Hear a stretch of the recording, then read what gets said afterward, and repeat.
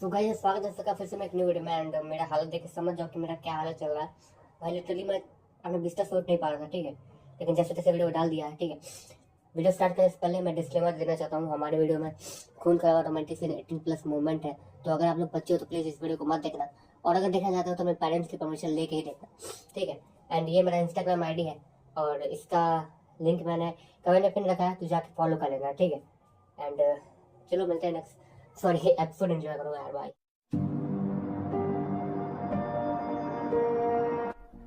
एक सुंदर लड़की जो तेजी से कार को भगा रही थी और उसके पीछे कुछ लोग पड़े हुए थे, जिनमें से कुछ इवॉल्वर और एक एम्परर भी था। वो लड़की तेजी से अपनी गाड़ी को भगा रही थी और वो सभी लोग जो भी उसके पीछे थे वो भी अपनी तेजी से गाड़ी से उस लड़की का पीछा कर रहे थे। वो लड़की कुछ देर बाद अपने कार में मौजूद एक बटन को दबाती है, जिससे उसके कार के पहिए मुड़ने लगते हैं और उसका कार धीरे धीरे हवा में जाने लगता है। वो तेजी से आसमान में गायब हो जाती है और जो दूसरे लोग उस लड़की का पीछा कर रहे थे वो एक एक जगह अपनी गाड़ी रोककर उस लड़की को बस अपनी आंखों से ओझल होते हुए दिखते रह जाते हैं। वो एम्परर जो उस लड़की का पीछा कर रहा था वो अपनी गाड़ी से उतरता है और एक डबल जैसी स्माइल लगा आता है अपने चेहरे के ऊपर। मानना पड़ेगा, इन मलिक फैमिली वालों को मैंने ही अंडर एस्टिमेट कर दिया था। ये भले ही बहुत कमजोर है, लेकिन मेरी जितनी ताकतवर नहीं है और इसे लगता है कि इसी के पास बहुत सारा ट्रम्प कार्ड है। चलो देखते हैं तुम इससे कैसे बचती हो। वो एम्परर इतना कहकर अपने हाथों को फैलाता है, जिसकी वजह से उसके दोनों बगल एक पंख निकल आते हैं और वो भी तेजी से उड़कर उस कार का पीछा करने लगता है। वो लड़की जो उन सबसे पीछे छुड़ा चुकी थी वो देखती है कि उसकी कार की फ्यूल अब खत्म होने वाली है, क्योंकि उसने अपने कार को उड़ाया था, जिसके कारण उनका फ्यूल डबल स्पीड में यूज हो गया था। और अब वो लड़की अपने कार को नीचे ले आई थी और नॉर्मली रोड पे ड्राइव कर रही थी, लेकिन उस लड़की ने अपने कार की स्पीड को कम नहीं किया था और उसने अपने फैमिली वालों से कांटेक्ट करना शुरू कर दिया था। वो लड़की कुछ देर तक ऐसी गाड़ी चलाते रहती, लेकिन तभी उस लड़की को कुछ दिखता है। आसमान से तेजी से एक लड़का ठीक उसके गाड़ी के आगे गिर जाता है और वो लड़की उस लड़के को कुचल कर आगे बढ़ जाती है। वो लोग, वो लड़का कौन था? लेकिन जो भी लोग, उनमें से तो नहीं था, लेकिन ये गिरा कहाँ से? वो लड़की तेजी से अपनी गाड़ी से उतरती है, क्योंकि वो लड़की जानती थी कि वो जो भी था उनके टीम में से नहीं था जो उनका पीछा कर रहे थे। वो लड़की जल्दी जल्दी जाती है और उस लड़के को उठाकर अपनी गाड़ी में रख लेती है ताकि वो उसे हॉस्पिटल छोड़ सके। वो लड़की भी ये देख कर शॉक थी कि उसके ऊपर गाड़ी चलाने के बावजूद और उसके ऊपर से नीचे गिरने के बावजूद उस लड़के को एक खरोच तक नहीं आई थी। वो लड़की देखती है कि वो लड़का सिर्फ बेहोश हुआ था और कुछ देर बाद उससे होश भी आ जाएगा। वो लड़की उस लड़के को इग्नोर करती है और तेजी से अपनी गाड़ी को भगाते रहती है। 1 घंटे ड्राइव करने के बाद उस लड़के को होश आने लगता है और वो अपने सर को पकड़ के अगल बगल देखने लगता है। ओह, तुम्हें होश आ गया? वैसे तुम आसमान में क्या कर रहे थे और वहां से गिरे क्यों? और गिरना भी था तो मेरी गाड़ी क्या गिरना था क्या? वो लड़की उस लड़के को डांटते हुए कहती है। वो लड़का उस लड़की को देखते ही रह जाता है। उस लड़की को देखकर ऐसा लग रहा था जैसे उसने पहली बार किसी लड़की को देखा था। ऐसे क्या बोल रहे हो? पहली बार किसी लड़की को देखा है क्या? वो लड़की उस लड़के को डांटते हुए कहती है। वो लड़का बदले में अपने गर्दन को सिर्फ हाँ में हिला देता है। एक्सक्यूज मी, तुम शायद मुझसे जानते नहीं हो, मैं मलिक फैमिली से हूँ। अगर तुमने मेरे साथ फ्लर्ट करने की कोशिश की तो मेरे फैमिली तुम्हें जान से मार देगी, समझे? वो लड़की उस लड़के को डांटते हुए कहती है, लेकिन उस लड़के का ध्यान उस लड़के पे था ही नहीं। वो अपने चारों बगल देख रहा था जैसे वो पहली बार ऐसे नजारे को देख रहा है। ये कौन सी जगह है? वो लड़का उस लड़की से पूछता है, क्या ये कौन सी जगह है? ये रिवर फॉरेस्ट है, हम लोग इस वक्त रिवर फॉरेस्ट में है। वैसे देखो, मुझे तो तुम्हारे साथ बात करने का कोई शौक नहीं है, मेरे पीछे कुछ लोग पड़े हुए हैं, समझे? वो लड़की उस लड़के से कहती है, क्या? वो लड़का बस इतना ही उस लड़के को कहता है, लेकिन तभी उन सबको अपनी गाड़ी के ऊपर से परछाई जाती हुई दिखती है, जिसके 2 बड़े बड़े पंख थे और वो गाड़ी से आगे निकल गई थी। ओह नो, हम फिर पकड़े गए। वो लड़के अपने में ही बड़बड़ाती है। वो लड़का अपने सर को थोड़ा सा करता है और आसमान में उड़ते हुए आदमी को देखता है। क्या वो जलोचिनेक है?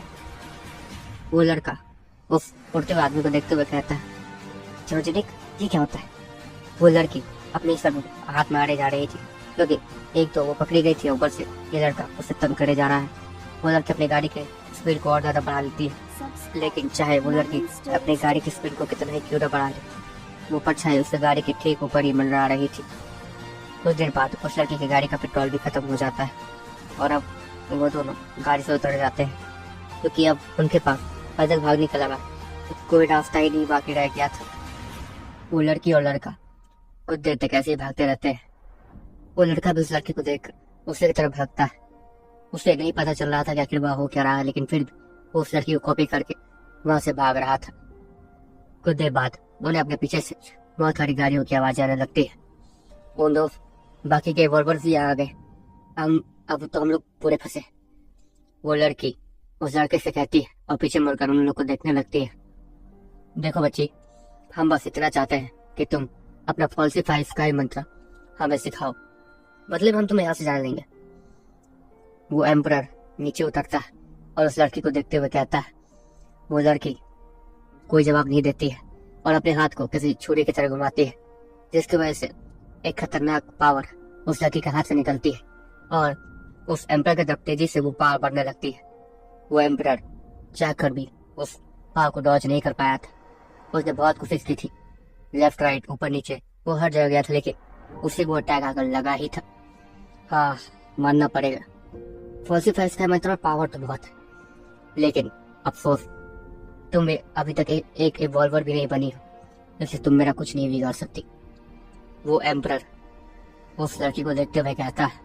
दूसरी तरफ वो लड़का उस लड़की को देखकर कुछ सोच रहा था, पता नहीं क्यों, लेकिन उसे ऐसी कुछ फीलिंग आ रही थी जो कि उसने आज से पहले कभी एक्सपीरियंस ही नहीं की थी। उसने पहली बार किसी लड़की को देखा था, वो भी ह्यूमन लड़की को, इसलिए उसे कुछ अजीब फीलिंग हो रही थी। वो अपनी फीलिंग्स को नहीं दबा पाता और जाकर उस लड़की को किस करने लगता है। वो लड़की भी उस लड़के के इस एक्शन से बहुत ज्यादा शॉक रह जाती है। बाकी लोग भी उन दोनों को ये करता हुआ देखकर अपनी आंखें बंद कर लेते हैं। अरे यार, आजकल की जनरेशन में ना कहीं भी चालू हो जाते हैं। वो एम्परर आगे आता है और उन दोनों को अलग करता है। देखो, ये सब कुछ तुम बाद में भी कर सकते हो, हमें पहले जो चाहिए वो हम इस लड़की के लिए दे दो। वो एम्परर इतना कहकर उस लड़के को दूर फेंक देता है। वो लड़का बहुत तेजी से दूर फेंका गया था और बहुत सारे पेड़ को तोड़ते हुए पीछे जाके गिरता है और वो इतना ज्यादा पीछे चला गया था कि वो अब दिख भी नहीं रहा था किसी को भी। कुछ देर बाद वो एम्परर उस लड़की का हाथ जोर से दबाने लगता है, जिसके कारण वो लड़की दर्द में चिल्लाने लगती है। तभी उन्हें कुछ आवाजें आती हैं और जब वो लोग पीछे मुड़कर देखते हैं तो वो लड़का वहां दोबारा खड़ा था और उन्हें गुस्से से देख रहा था। उस लड़के को गुस्सा इसलिए आ रहा था क्योंकि जिस लड़की को देखकर उसे बहुत अच्छी फीलिंग आ रही थी, उसे ये लोग तंग कर रहे थे, इसलिए वो लड़का इस वक्त बहुत ज्यादा गुस्से में दिख रहा था। ओह, तो तुम जिंदा? उसे मानना पड़ेगा, तुमने शायद बहुत सारे चेन पॉइंट्स को करेक्ट किया, जिसकी वजह से तुम स्ट्रॉन्ग तो हो, मेरे अटैक से बच गए।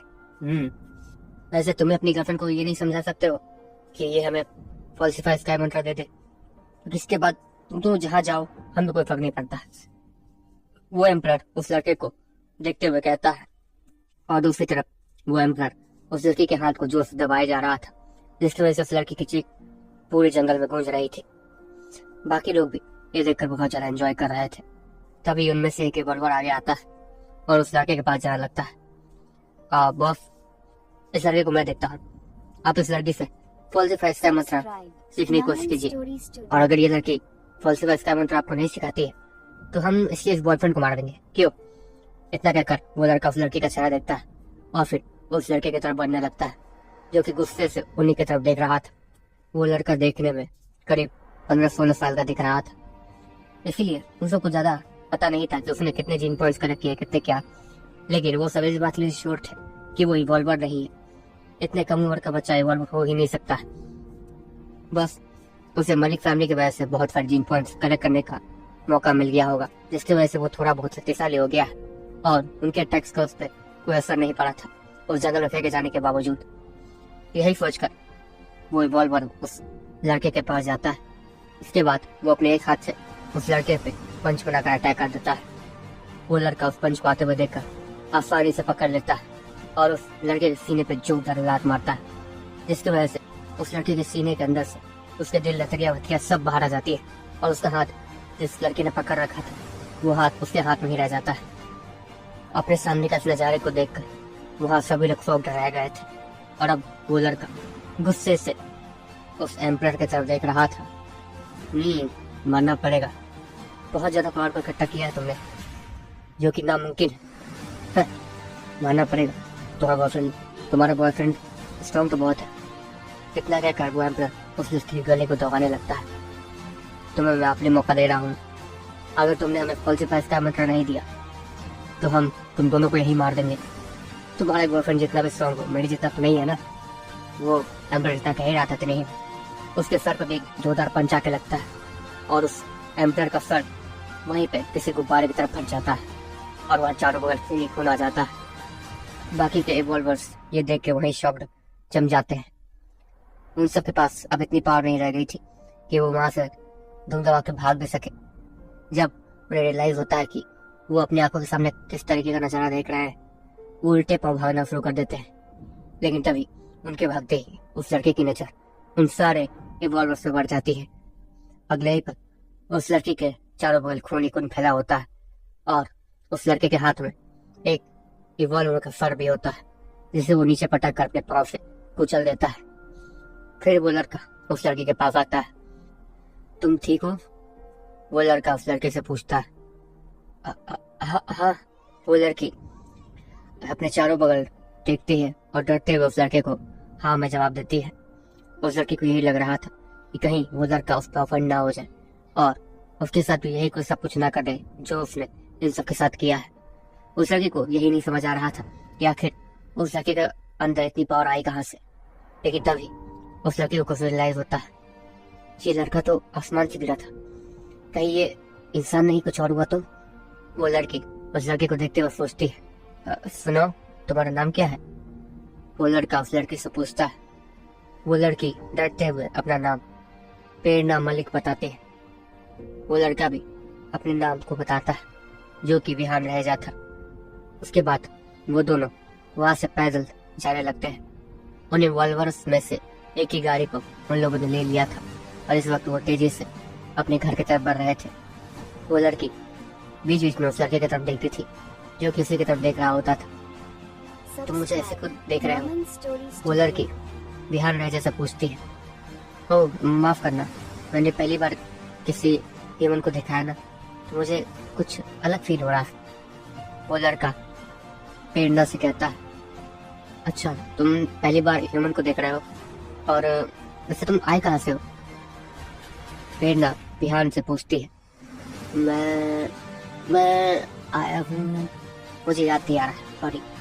वो लड़का अपने हाथ में हाथ रख कर उससे इसी लड़के की तरफ शर्माते हुए कहता है, वैसे तुम्हारा घर कहाँ है?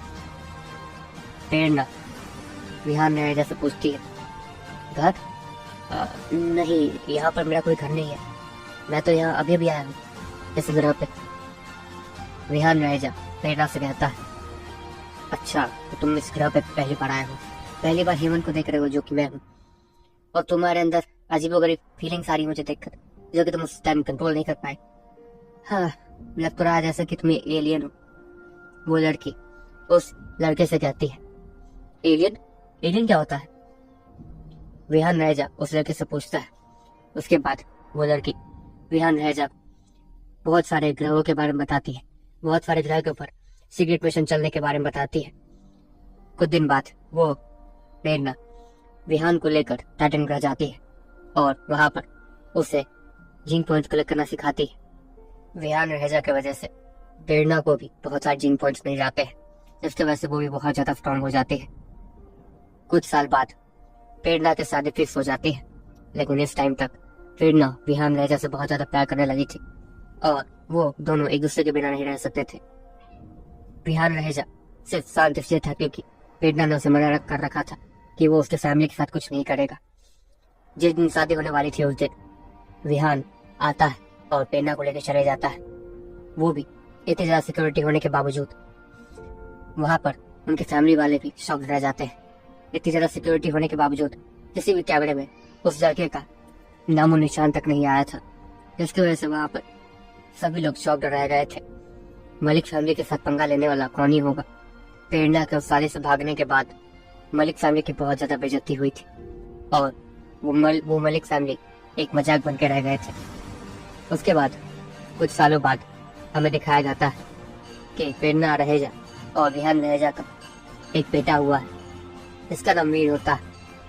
और उसके बाद कुछ साल विहान अपने दोनों बच्चों के साथ अपनी बीवी के साथ खुश रहता है और अचानक से उसके पीछे एक और पोर्टल खुलता है। इसमें चारों बगल एक अजीब सी रोशनी फैली हुई थी और वो उस पोर्टल के अंदर खींचा चले जाता है। सबको यही लगा था कि उसका एक्सीडेंट हो गया और वो मर गया, इसलिए किसी ने भी उसे ढूंढने की कोशिश नहीं की थी। उसकी बॉडी को ढूंढने की कोशिश बहुत लोगों ने की थी, लेकिन वो सब उसमें सक्सेसफुल नहीं हो पाए थे। तभी विहान रहेजा की आंखें खुलती है। इस वक्त वो अपने सोफे पे लेटा हुआ था और ये सब कुछ सपना देख रहा था। वो अपने पुराने दिनों को याद करके बहुत ज्यादा खुश होता था। इस वक्त विहान रहेजा के सामने सिक्स पाथ खड़ा था। देखो, मुझे एक बात बतानी है आपको। सिक्स पाथ प्रोटेशन विहान रहेजा से कहता है। उसके बाद विहान रहेजा तो सिक्स पाथ की बातें सुनने लगते हैं। एक्चुअली में आपने जिस पावर का इस्तेमाल इस यूनिवर्स को ढकने के लिए किया है, और यहाँ पर आप अपनी पूरी पावर का इस्तेमाल कर सकते हैं, या फिर ब्लड लीजन वाले जो अपनी पूरी पावर का इस्तेमाल यूज कर सकते हैं।